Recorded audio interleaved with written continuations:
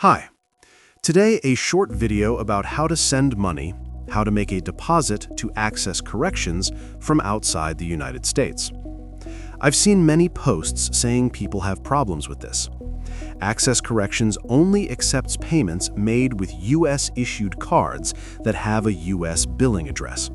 Of course, the billing address on the card must match the address on your Access Corrections account.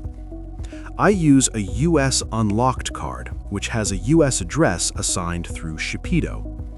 I've successfully used this card to deposit money to a trust fund on Connect Network, and also to purchase quarterly care packages through Access Secure Pack on the Access Catalog website.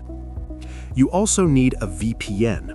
Without it, the Access Corrections website may not load properly.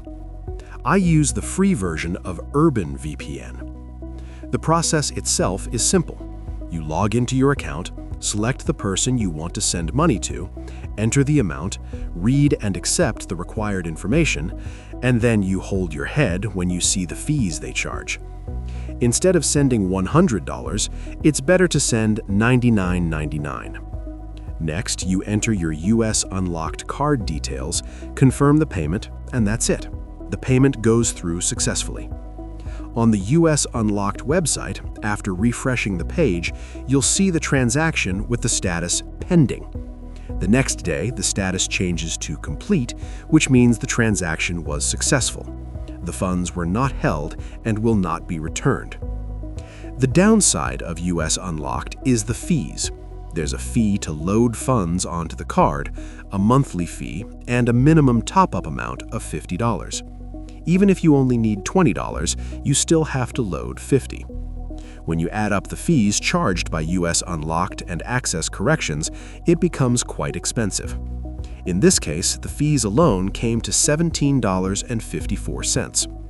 However, transactions don't always go through, and this is not always the fault of the card or the VPN, but often due to technical issues on the Access Corrections side. On another day, when trying to make a deposit, an error appeared. It's easy to tell that it's not a card issue because there's no transaction attempt visible on the U.S. Unlocked website. On the fourth attempt, I removed the card and added it again.